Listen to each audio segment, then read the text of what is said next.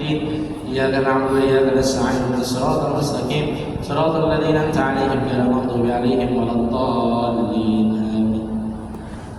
Assalamualaikum warahmatullahi wabarakatuh.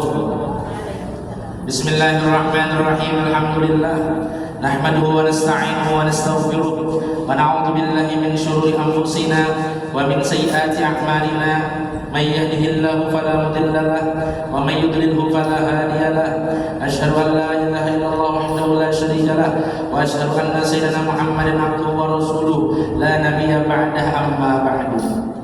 Alhamdulillah, kita sama-sama dikumpulkan oleh Allah Subhanahu wa taala di 11 Dzulqa'dah yang mana kita lihat sudah silih berganti orang-orang melaksanakan dan ingin menunaikan ibadah haji. Mudah-mudahan Allah Subhanahu wa taala secepatnya menyampaikan langkah kita untuk melaksanakan ibadah haji dan untuk melaksanakan ibadah umrah di Makkah dan Madinatul Munawwarah. Amin ya rabbal alamin. Dan kita doakan keluarga kita, jiran tetangga kita maupun kaum muslim muslimat yang melakukan ibadah haji pada tahun ini mudah-mudahan diberikan kesehatan keafiatan oleh Allah sehingga amal ibadahnya yaitu ibadah hajinya diterima oleh Allah dan pulang dalam keadaan menjadi haji yang mabrur yang mana kata Nabi Muhammad SAW laisa lahul jazaa illa jannah. Haji yang mabrur itu tidak ada balasan malaikat surga. Kemudian ditanya oleh para sahabat bagaimana tanda-tanda haji yang mabrur. Ialah yang pertama, apa yang mereka perbuat di sana juga mereka perbuat di tanah airnya. Seperti sholat berjamaah mereka tidak pernah tertinggal di sana, maka di tanah air itu juga mereka melaksanakan ibadah sholat berjamaah. Di antaranya mereka meninggalkan daripada sesuatu yang diharamkan oleh Allah Subhanahu wa taala, seperti jangan sampai bermujadalah, berkelahi antara umat manusia. Maka setelah pulang ke tanah air, dia pun mempunyai hati yang lemah lembut yang tidak pernah membuat manusia marah kepadanya. Maka inilah tanda-tanda daripada haji yang mabrur. Mudah-mudahan Allah Subhanahu wa taala menyampaikan kita untuk melaksanakan ibadah haji juga. Amin ya rabbal alamin. Maka dikatakan dalam kitab Tuhfatul Murid, seandainya niat kita hendak benar tulak haji, akan tetapi tidak ada dana maupun harta untuk melaksanakan ibadah haji, maka tetap aja berniat terus menerus. Saban tahun orang berhaji berniat dua berhaji, saban tahun orang tulak haji berniat dua tulak haji. Walaupun dia meninggal dunia belum sempat melakukan ibadah haji, tapi sudah diberikan pahala oleh para malaikat, ini sudah berhaji. Makanya niat banyak kita. Walaupun hanya dengan niat, maka pada akhirnya disampaikan oleh Allah Subhanahu wa taala. Berapa banyak orang yang miskin di dunia, tapi mereka kaya raya di negeri akhirat. Kenapa? Dengan berkat niat mereka. Melihat tumpukan pasir, melihat segala sesuatu orang berbuat baik di dunia, mereka hendak menuruti, tapi tidak sanggup. Ada upaya diri, ada harta pribadi. Pada akhirnya dengan niat mereka juga menjadi kaya raya, tapi di negeri akhirat nantinya. Berapa banyak orang kaya raya di dunia, tapi akhirnya miskin di akhirat karena niatnya saja tidak ada berbuat baik kepada manusia. Berbagi saja tidak ada waktu di dunia. Maka mereka benar saja kaya raya di dunia, akan tetapi paling fakir, paling miskin, paling melarat di negeri akhirat. Mudah-mudahan kita disuguhkan dunia dan akhirat. Amin ya rabbal alamin. Kemudian hadis yang ke-26 dari Sayyidatuna Aisyah radhiyallahu anha, bahwasanya Sayyidatuna Aisyah berkata, Rasulullah sallallahu alaihi wasallam bersabda, "As-sakhiyyu qaribun minallah, qaribun minan nas, qaribun minal jannah, ba'idun minan nar. Wal bakhilu ba'idun minallah, ba'idun minal khalqi, ba'idun minal jannah, qaribun minan nar. Wal jahilu as-sakhiyyu ahabbu ila Allah ta'ala min 'alimin bakhil." Qala Nabi sallallahu alaihi wasallam, "As-safahu syajaratun fil jannah, absanuha mutadalliyatun fid dunya, man akhadha bi husnin minha qadahu ila jannah. Wal bukhlu syajaratun fin nar, absanuha mutadalliyatun fid dunya, man akhadha bi husnin minha qadahu ila nar." Yang artinya hadis Nabi dari Muhammad sallallahu alaihi wasallam, orang yang pemurah itu dekat dengan Allah, dekat juga dengan manusia, dekat juga dengan surga, dan jauh dari api neraka. Makanya kita minta kepada Allah yang pertama usaha kita berkah, kemudian harta kita berlimpah, dan yang ketiga pemurah. Maka kita kadang bakalan menyampaikan kepada harta berlimpah, melainkan Allah Ta'ala memberikan keberkahan atas usaha kita. Munnya usaha orang itu berberkah, di dunianya terpakai, gasan akhiratnya pun juga terpakai. Bahkan bukan hanya untuk dirinya saja, orang yang sekitarnya pun merasakan keberkahannya. Makanya minta kepada Allah tidak. Yang pertama, kalau kita berusaha, usaha kita berberkah. Dari hasil usaha tadi ada daripada untungnya berlimpah. Kemudian dari untung yang berlimpah tadi menyebabkan kita pemurah. Jadi harta benda ini itu cuman sarana kita bagaimana menuju keridhaan Allah. Sarana kita bagaimana dekat dengan Allah. Maka seyogianya kita sebelum diberikan harta yang berlimpah, sebelum diberikan usaha yang berberkah, hendaklah mulai lagi fakir miskin ini dulu pemurah. Artinya melatih diri. Kadangkala memberikan uang ketika ada orang meminta barang. Kalau ada makanan di rumah kita, berikan makanan. Tidak ada makanan di rumah kita, barang. Adapun minuman yang ada di rumah kita, berikanlah minuman. Tidak ada uang, tidak ada makanan, tidak ada minuman yang kita berikan kepada orang yang meminta ke rumah kita, paling tidak berkata-katalah dengan yang baik. Tidak bisa berkata-kata dengan baik, maka hendaklah tinggalkan. Pemuntungan dan pengasaran pada akhirnya yang menyebabkan orang yang minta atau berhajat ke rumah kita sakit hati atas perkataan kita. Nah itu tak yang dianjurkan oleh Nabi kita Nabi Muhammad SAW. Imma orang hendak meminta, wa imma orang hendak berhutang. Nah itu Pak. Ada orang hendak berhutang ke rumah kita, berhutang 100.000 kita pun ada juga duitnya misalkan. Ada kau berhutangnya 100.000, barang memberi 10.000. Kada juga duitnya 10.000 nang dibalikan kayaknya, barang makan nang belabi dibalikan kayaknya. Kada makan nang belabi keseninya, barang minuman nang kita sediakan keseninya. Jangan sampai orang kecewa bulik daripada rumah kita karena tidak ada 1-2 pun nang dibawanya, paling tidak ada makanan, paling tidak dengan kata-kata nang penyamanan di hatinya.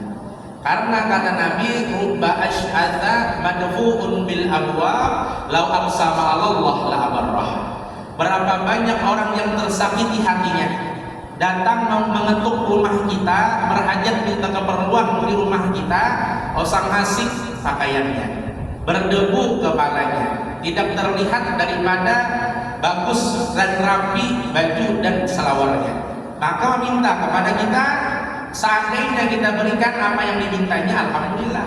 Seandainya kalau kita berikan apa yang kita minta, apa yang dimintanya, maka hendaklah lembutlah dalam perkataan.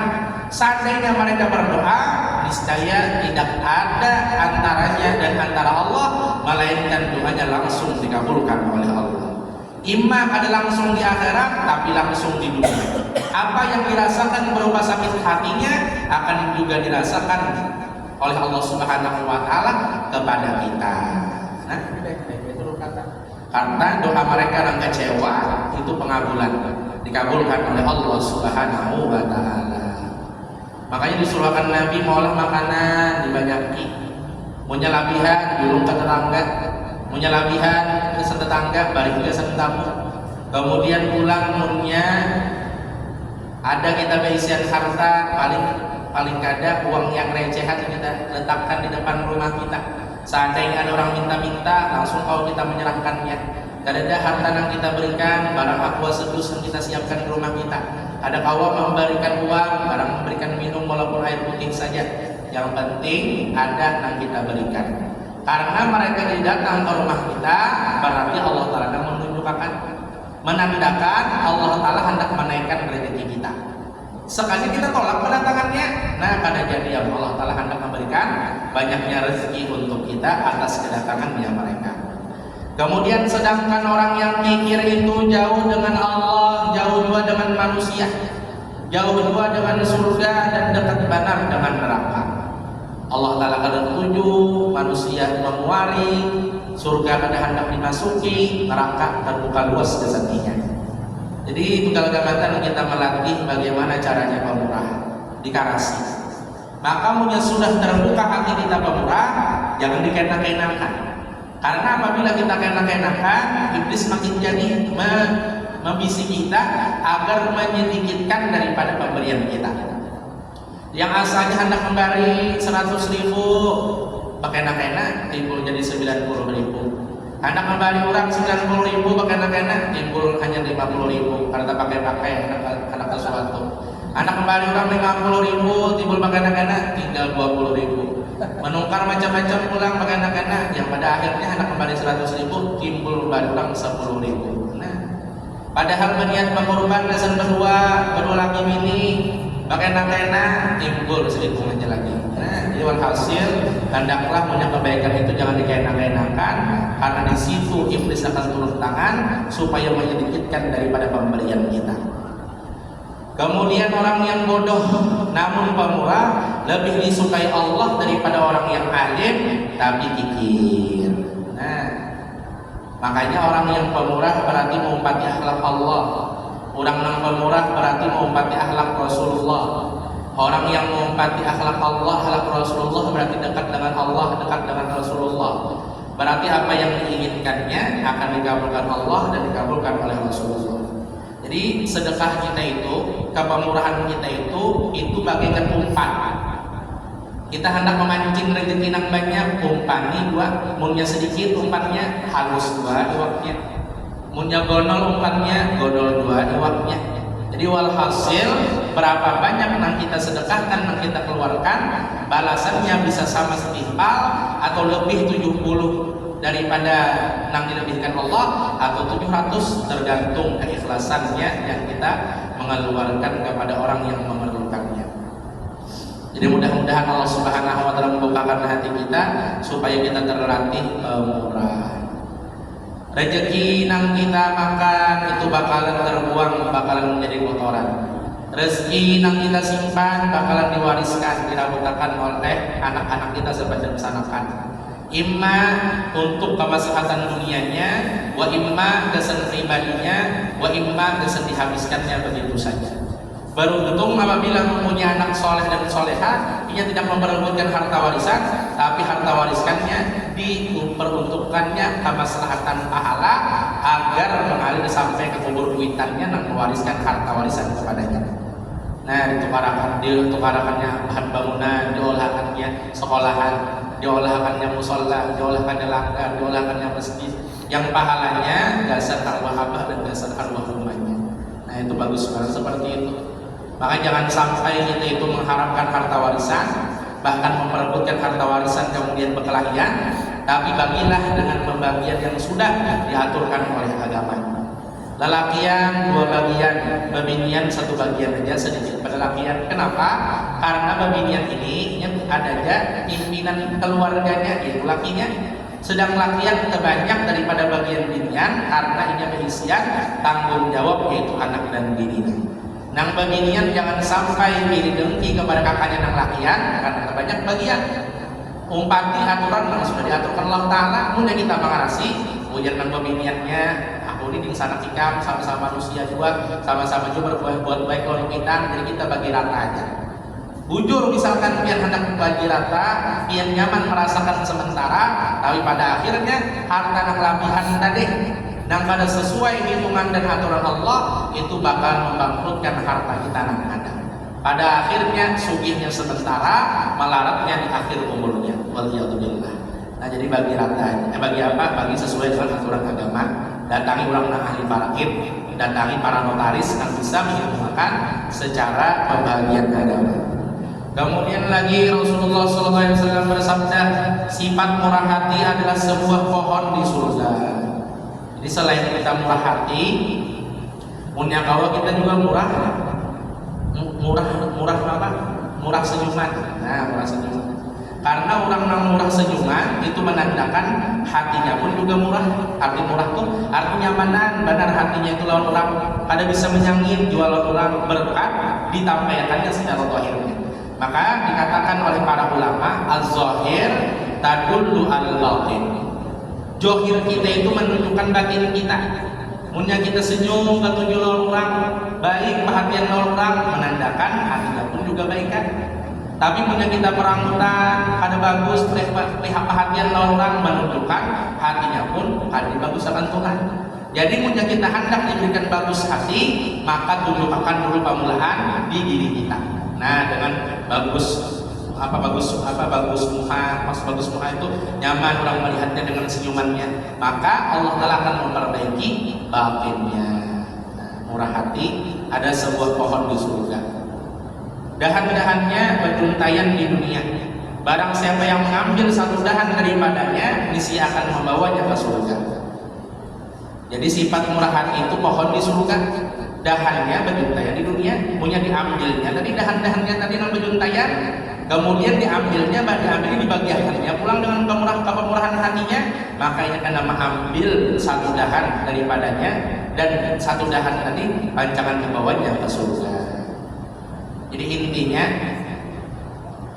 intinya kita hidup di dunia ini, punya hendak dapat kasih sayang Tuhan, diberikan oleh Nabi Muhammad. Resepnya yang pertama adalah pemurah, yang kedua adalah murah hati, yang ketiga adalah murah senyum. Nah, itulah yang dianjurkan oleh Nabi kita Nabi Muhammad Sallallahu Alaihi Wasallam dalam keseharian kita. Berdasar hadis ini terdapat hikayat tentang Bahram al-Majusi. Diceritakan bahwa Bahram adalah seorang Majusi. Majusi ini penyembah api, penyembah matahari. Berkata Abdullah bin Mubarak rahimahullah, aku pergi haji pada suatu tahun. Ketika berada di Hijr Ismail, aku tertidur. Kulihat dalam mimpi Rasulullah SAW bersabda, apabila engkau pulang ke Baghdad, wahai Abdullah bin Mubarak, hampirilah di tempat begini dan begini. Artinya Nabi menyampaikan sampaikan di Baghdad, di mimpi Nabi nih, yang bernama Syekh Abdullah bin Mubarak, cari Bahram al-Majusi, sampaikan ujar Nabi salamku dan katakan bahwa Allah ridho kepadanya. Lalu ujar Syekh Abdullah bin Mubarak, aku pun terbangun dan mengucapkan la haula wala quwata illa billahil aliyyil azim.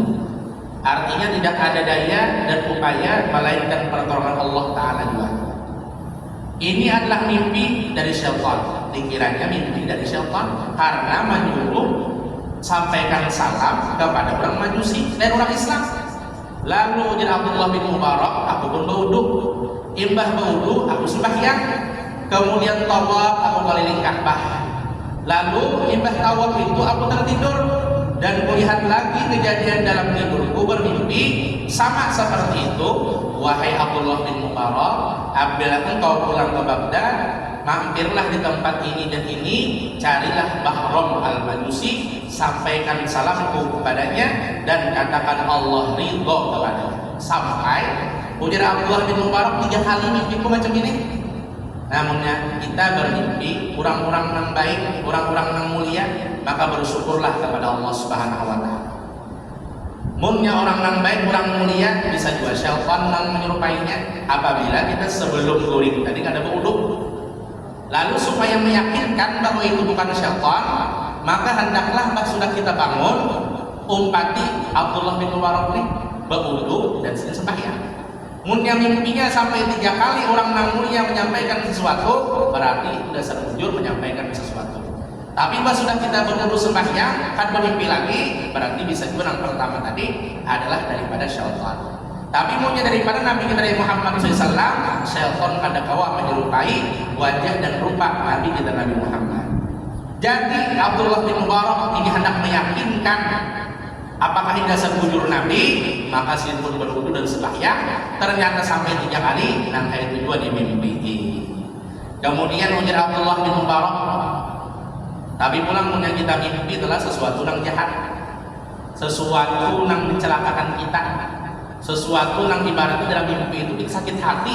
Ketika dalam mimpi tadi rasa bujuran sakit hatinya, maka ketika bangun guring supaya ada terjadi dalam dunia nyata, maka hendaklah model kayak menghembuskan air liur kita 3 kali di sebelah kiri.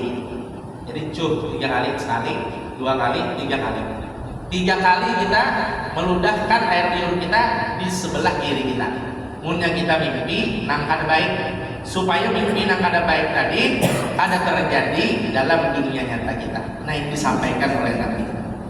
Kemudian ujar Abdullah bin Mubarak, manakala aku selesai berhaji dan kembali ke Baghdad, ku cari tempat dan rumahnya, maka aku dapati seorang tua, orang tua aku dapati di sini.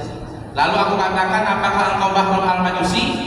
Ternyata orang tua tadi menjawab, bujur, benar, aku adalah Bahram al-Majusi. Kata akun bang Abdullah bin Mubarak, apakah engkau mempunyai kebaikan di sisi Allah? Bahram al-Majusi menjawab, bujur, aku mempunyai 4 orang putri dan 4 orang putra. Ku kawinkan putri-putriku dengan putra-putraku. Nah, kita salah Abdullah bin Mubarak. Padahal maksudku adakah kebaikan di sisi Allah Ta'ala? Ikam ini agam gawe ini, ujar Bahram al-Majusi, menurut agamanya ada ya kebaikanku lawan Tuhanku ya, ku kawinkan putriku dengan putraku. Nggak ada boleh ini haram mengawinkan antara anak kandung. Maka ujar Abdullah bin Mubarak, ini lihat kebaikan, ini adalah gawian yang haram.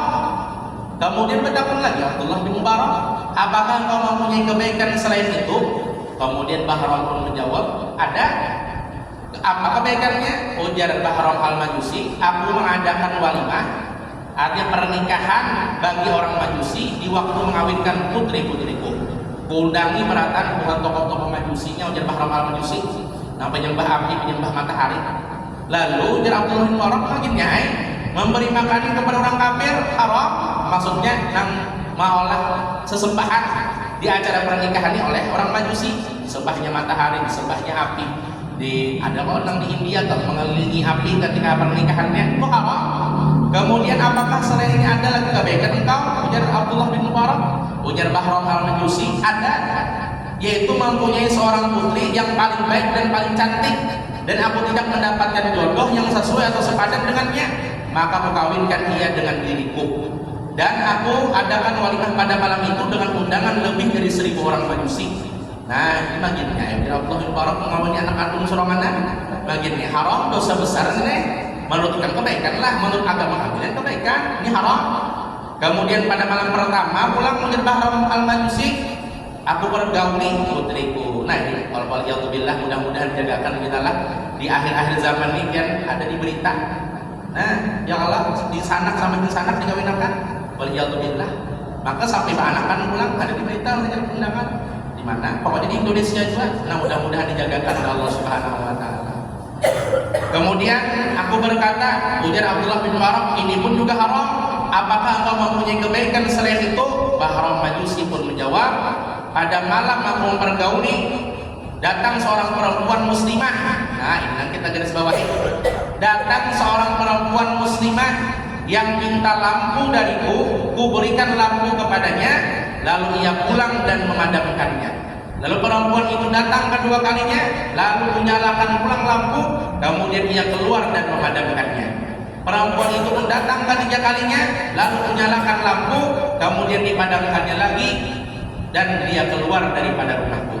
Aku berkata dalam hatiku, barangkali ini mata-mata pencuri. Lalu aku keluar untuk mengikutinya.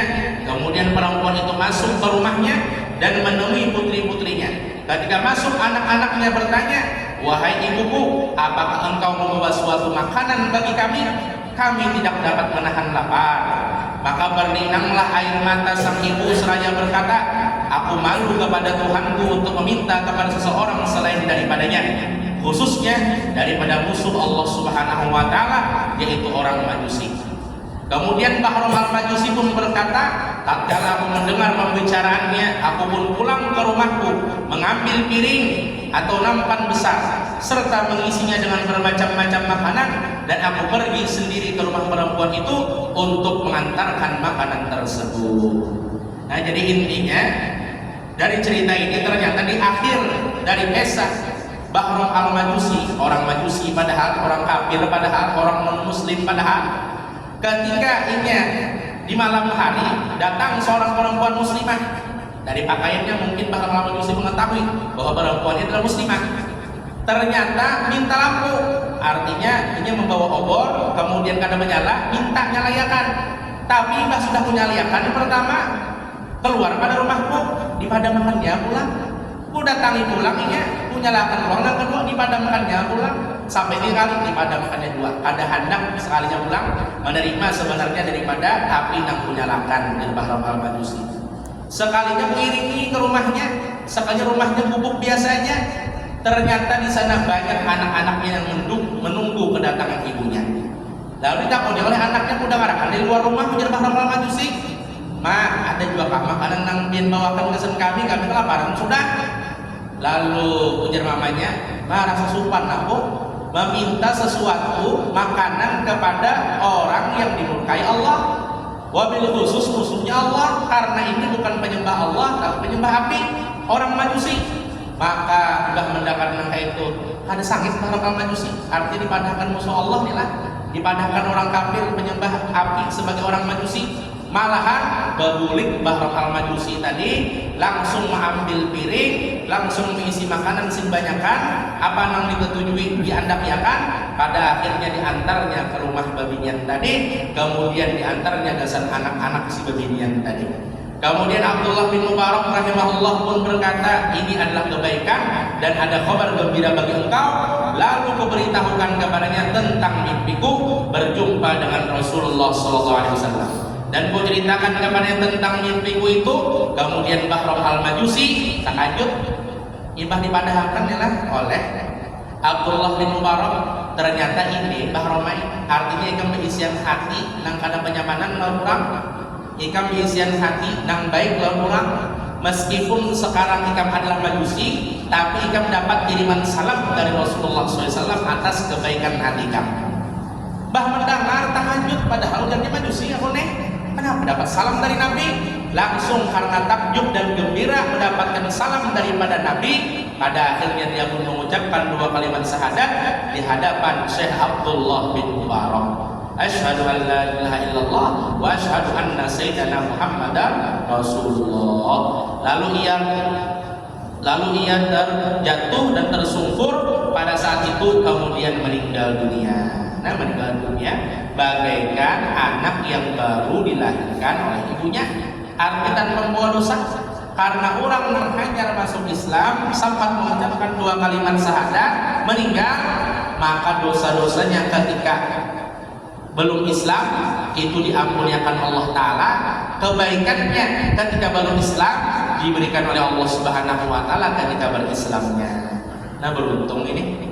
Artinya ada jatah balasan Allah Ta'ala bagi orang-orang yang pemurah meskipunnya beda agama. Karena suatu saat dapat hidayah dari Allah, pada akhirnya di akhir umurnya sempat mengucapkan 2 kalimat syahadat. Kemudian aku tidak meninggalkan Bahram Al-Majusi, kata Abdullah bin Mubarak, hingga aku memandikannya, mengkafaninya, mensolatkannya, dan menguburkannya. Kemudian Abdullah bin Mubarak berkata, wahai hamba-hamba Allah, bermurah hatilah terhadap makhluk Allah dengan sebaik-baiknya, karena sesungguhnya sifat murah hati itu dapat mengubah musuh menjadi kekasih. Nah, jadi Abdullah bin Mubarak dari kisah ini suatu pelajaran bagi kita sebagai hamba Allah. Hendaklah bermurah hati kepada hamba-hamba Allah. Siapa tahu keadaan kita yang sakit wayah ini berkat kepemurahan kita diubahkan Allah Ta'ala, nyaman akan datang. Barang siapa yang dulunya ada sebagai musuh Allah, dengan berkat murah hati akhirnya menjadi kekasih Allah. Barang siapa yang dulunya padahal dimurkai Allah, dengan bermurah hati akhirnya dicintai oleh Allah. Karena orang yang ketujuh bersedekah itu tubi'u ghadabur rabbi, itu memadamkan daripada murkanya Allah Subhanahu Wa Ta'ala. Nah, jadi jangan dihawakan kebaikan itulah. Siapa tahu dari kebaikan kita dapat merubah keadaan kita.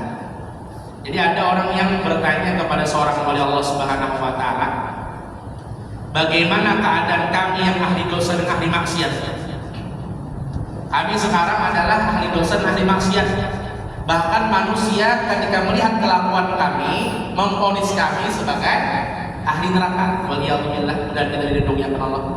Nah, jadi divonis manusia sebagai ahli neraka. Pada akhirnya kami ini sebenarnya hendak benar mendapatkan keridhaan Allah Ta'ala. Bagaimana caranya? Agar dirubah Allah Ta'ala keadaan kami. Kemudian si wali tadi pun menjawab bahwasanya jikalau engkau mempunyai dosa, engkau mengaku sebagai ahli pendosa. Seandainya dosa itu kecil, maka hendaklah berbuat kebaikan di waktu sekarang. Karena kebaikan kalian di waktu sekarang, kata si wali tadi, akan menghapuskan dosa-dosa kalian di masa yang telah lalu. Kemudian ada pun dosa yang besar, itu cara bahwasanya hendak mendapatkan keridhaan Allah ialah dengan cara bertaubat, menyesali, kada mengulangi lagi, dan kada bergerumpung, tidak berkumpul kepada orang yang menjerumuskan kita bahari. Itu yang kedua, mungkin dosa besar dengan bertaubat. Kemudian seandainya kalian mengaku sebagai ahli maksiat, akan tetapi kalian tidak bisa menjauhi akan itu maksiat, maka tetaplah jangan putus asa dari rahmat Allah. Tetap hubungkan diri kita kepada Allah Subhanahu wa Ta'ala dengan amalan-amalan kita. Imma dengan sesuatu yang diwajibkan Allah Ta'ala, ujar sidin 5 waktu barang jangan sampai tertinggal. Meskipun kita terkadang bermaksiat 5 waktu jangan sampai tertinggal. Kemudian ulang puasa Ramadan barang sebulanan jangan sampai kada puasa. Kemudian ulang nang ketiga, seandainya keberisian rezeki nang berlebihan nang sampai nisabnya bejakan barang. Kemudian jika keberisian kuitan bakti melayani barang, kuitan jika berbuat baik kepada kuitan, maka pada akhirnya kebaikan-kebaikan itu akan menjadikan ikam itu bosan untuk berbuat dosa dan maksiat. Kada beliur lagi lawan nang artinya dosa dan maksiat. Pada akhirnya kada ketujuh lagi berbuat dosa dan maksiat, berkat ada yang menambahinya ialah segala kebaikan-kebaikan yang diwajibkan oleh Allah Subhanahu wa Ta'ala maupun yang disunnahkan. Jadi ada presiden cerita, padahal orang ini maling mencuntan rumah orang di waktu subuh. Kemudian sekalinya nang ampun rumah hanya datang daripada masjid, tiba tuntung sholat berjamaah subuh di masjid, datang ke rumah. Sekalinya maling dari ketahuan bahwasanya hendak mencuntan. Sekalinya mengampun rumah itu sangat jualan maling, langsung ke dapur mengampun rumah, hadangi dulu lah, apa ada masuk ke dalam rumah. Sekali dalam rumah tadi mengolahkan kopi, langsung disuruhkan ke maling tadi. Kopinya langsung disuruhkan ke maling. Arti orang bahari itulah ketika dapat ujian mereka menyangka baik, mungkin ada hikmahnya. Syukur juga ketahuan pada akhirnya terjadi mencuntan. Jadi dengan kebaikan yang terjadi mencuntan tadi, barang suruh ngiakan kopi di dalam rumah, disuruh ngiakan kopi. Sekali disuruhkan kopi di hadapan maling, ujar maling ampun maaf, ampun rumah lah, puasa. Lalu di ampun rumah bujur juga apa? Gawian maling dari puasa. Lalu pada akhirnya beberapa tahun kemudian, ampun rumah bertamu lawan si maling tadi. Sekali sama-sama menaikkan ibadah haji. Tapi pengamal ibadahnya luar biasa, ahli taat, ahli ibadah. Bahkan walaupun dulunya gawiannya adalah maling, kelakuannya ia mana kayak orang alim. Pada akhirnya takut lawan ampun rumah tadi. Akhirnya kami ini di rumah dulu tuh lah. Kenapa kelakuan kami tidak lain? Bina baalim, tidak ada terlihat. Hai kami orang maling. Lalu pada akhirnya ulun ini jadi berubahkan keadaan oleh Allah dengan berkat amalan-amalan unang istiqomah nang kada pernah ulun kada menggawinya. Puasa wajib ulun gawi, sembahyang 5 waktu ulun gawi, puasa sunat ulun gawi, sembahyang sunat ulun gawi. Akhirnya dari kebaikan-kebaikan amal ibadat nang menghubungkan ulun kepada Allah tadi menyebabkan ulun kada beliur lagi hendak mengambil harta orang. Ulun bosan kada katuju lagi berbuat dosa dan kemaksiatan. Pada akhirnya ulun diberikan Allah Ta'ala hidayah, akhirnya bertaubat kepada Allah Subhanahu wa Ta'ala dan diubahlah keadaan ulun seperti demikian. Ulun banyak-banyak minta rela lawan dia. Jadi walhasil jangan kita melihat orang itu dari sisi gelapnya di masa hidupnya. Siapa tahu sisi baiknya nantinya diperlihatkan Allah Ta'ala sebelum dia meninggal dunia. Lalu lawan orang ini siapapun yang kita ketemui selalu kita menyangka baik kepadanya dan kada wani menyangka jahat kepadanya. Nah jadi itu bang, kita sebagai hidup ini jangan merasa baik. Seandainya melihat orang jahat itu cerminan kita yang lebih jahat. ingin diperlihatkan kejahatannya di mata kita, gaib kita, kalau tidak kita nanti saksinya karena di akhirat.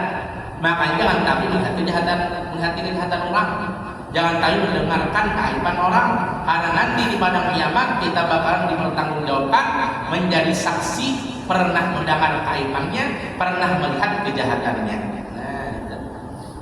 Makanya kita itu perlu juga sebagai kita yang ahli kejahatan, jangan sampai pulang menceritakan kejahatan kita, keaiban kita, dosa dan kemaksiatan kita kepada orang.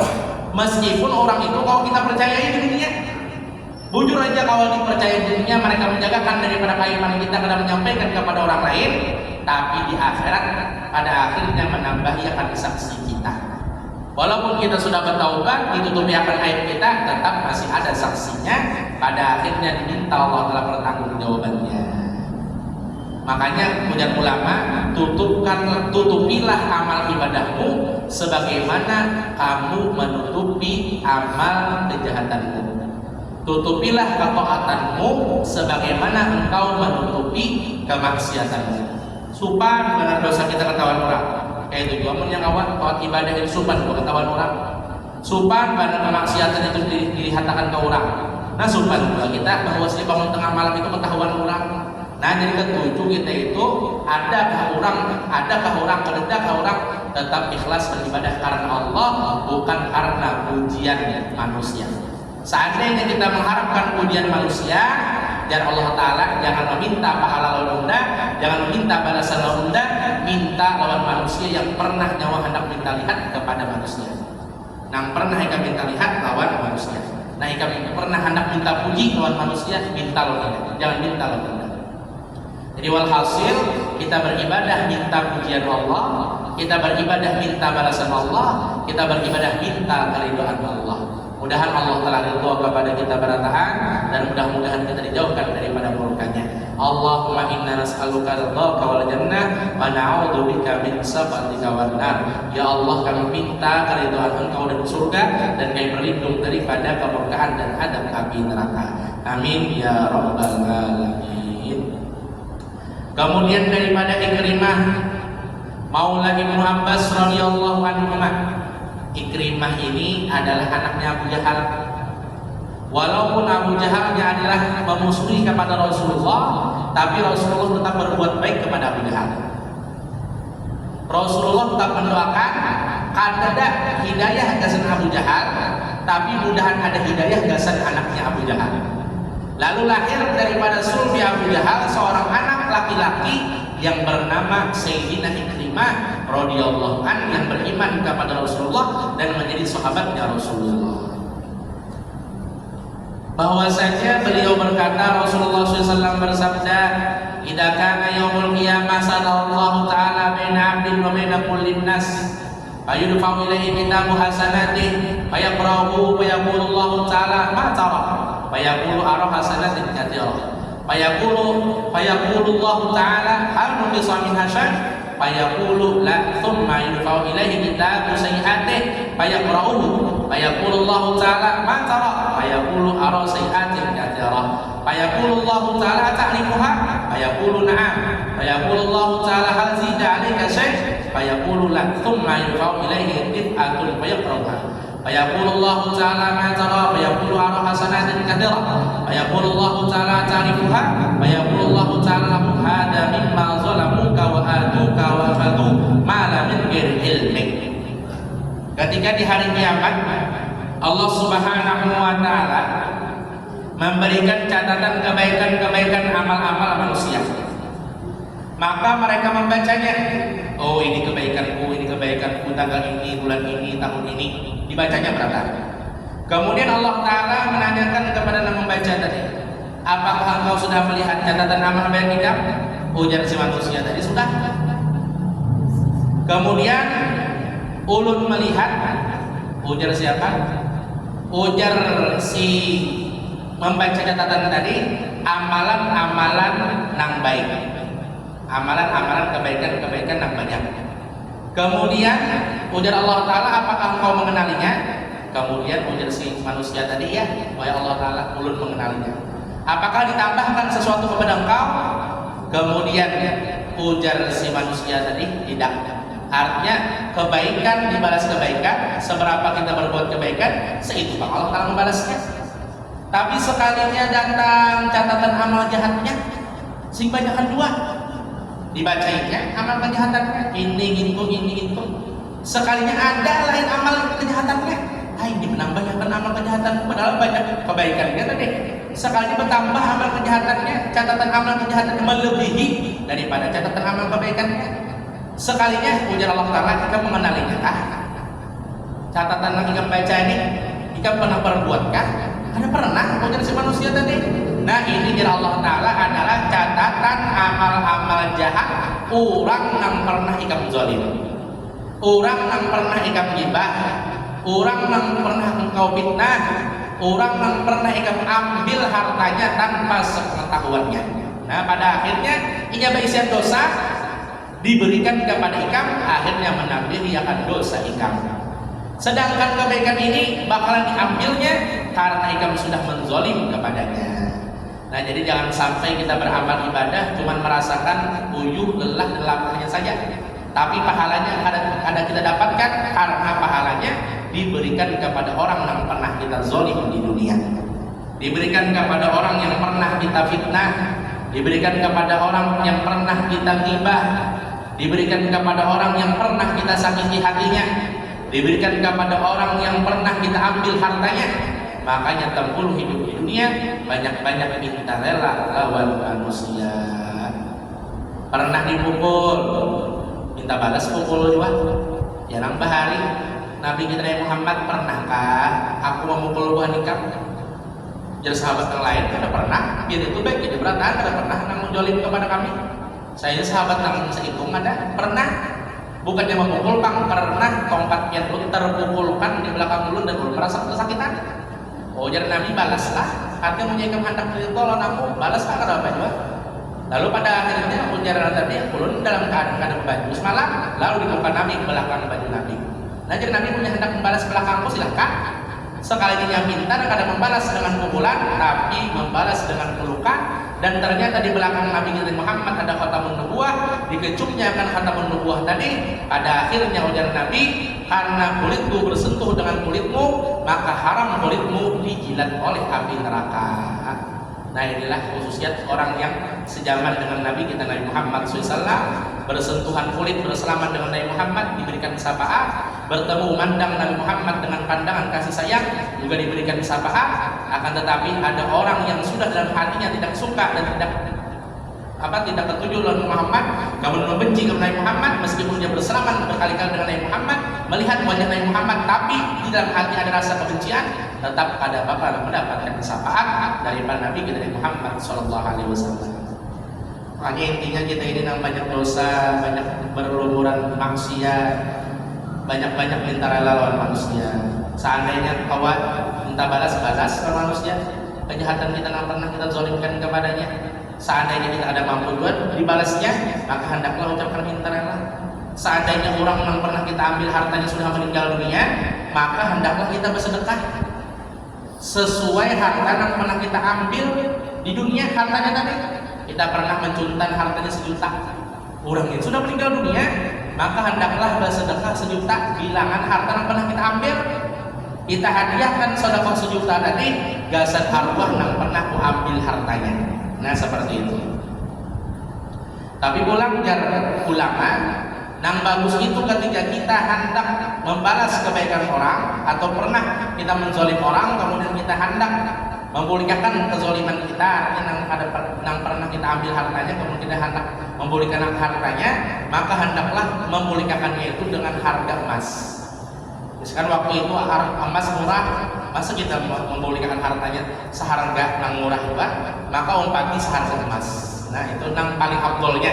Tapi seandainya kita ada mampu, maka cukup dengan harga uang yang pernah kita ambil dan kita zalim di masa itu. Mudah-mudahan Allah Subhanahu wa taala mengampuni akan dosa kita berantakan. seumur hidup, dosa kecil, dosa besar yang terdahulu akan datang, dan mudah-mudahan dosa kita terhadap manusia diampuni, dan mudah-mudahan dosa kita terhadap Allah Ta'ala mudah-mudahan diampuni, dan mudah-mudahan kita diberikan taufik hidayah agar selalu setiap hari bertaubat meminta ampun kepada Allah, dan mudah-mudahan Allah Subhanahu wa Ta'ala menjadikan kita insan yang bertakwa, dan mudah-mudahan amal ibadah kita diterima oleh Allah, dan mudah-mudahan kita diberikan Allah Subhanahu wa Ta'ala langkah agar bisa menaikkan ibadah haji, dan mudah-mudahan Allah Subhanahu wa Ta'ala memberikan kita rezeki yang berlimpah agar kita bisa berkurban tahun ini, dan seandainya tidak bisa berkurban tahun ini mudah-mudahan kita diberikan rezeki yang berlimpah di tahun akan datang, mudah-mudahan kita bisa berkurban di tahun yang akan datang, dan mudah-mudahan kita sehat afiat, kabul segala hajat, selamat dunia akhirat, terkumpul dan terkumpul juga di akhirat, masuk ke dalam surga bersama Nabi kita Nabi Muhammad sallallahu alaihi wasallam. Amin ya rabbal alamin. Ala hadhihi niyyah wa kulliyatun shalihah ila hadratin nabi sirrin nabi sirri suratul fatihah. A'udzu billahi minasy syaithanir rajim. Bismillahirrahmanirrahim. Alhamdulillahi rabbil alamin arrahmanir rahim maliki yaumiddin. Iyyaka na'budu wa iyyaka nasta'in ihdinas siratal mustaqim siratal ladzina an'amta 'alaihim ghairil maghdubi 'alaihim waladdallin. Amin. Amin. Bismillahirrahmanirrahim. Alhamdulillahi rabbil alamin. Allahumma shalli wa sallim ala sayyidina Muhammadin nabiyil ummi al-habib al-qadril azim al-jah wa ala sahbihi ajma'in. Allahumma inna nas'aluka ilman nafi'a wa 'amalan mutaqabbala wa rizqan halalan thayyiban wa shifaan min kulli da'. Allahumma inna nas'aluka ilman ladunni wal masrab as-safi al-hani ya wahhab ya ghani. Allahumma rzuqna al-ikhlas fi talabil ilmi wa fi nashri wa fi jami'i ta'at wal ibadat bi rahmatika ya arhamar rahimin. Allahumma ya ghani ya hamid ya mugni ya mu'id ya rahim ya wadud ya dalal syirmati ya fa'al liman yurid aghnina bihalika haramika bi ta'atika ma'sil fadlika amman siwa. Allahumma yassir lana wa tabi'ina ziyarah Makkah wal Madinah bil haji wal umrah bi barakati sayyidina Muhammadin sallallahu alaihi wasallam yusran wa la usran wa bil afiyah fi kulli sana. Allahumma inna nas'aluka at-taubah wal qurra wa tawfiq wal hidayah wal istiqamah wa husnal khatimah. Rabbana atina fid dunya hasanah wa fil akhirati hasanah wa qina adzabannar. Wa sallallahu ala sayyidina Muhammadin wa alihi wasallam bi fadli subhana rabbika rabbil izzati amma yasifun wa salamun alal mursalin walhamdulillahi rabbil alamin. Taqabbalallahu minkum.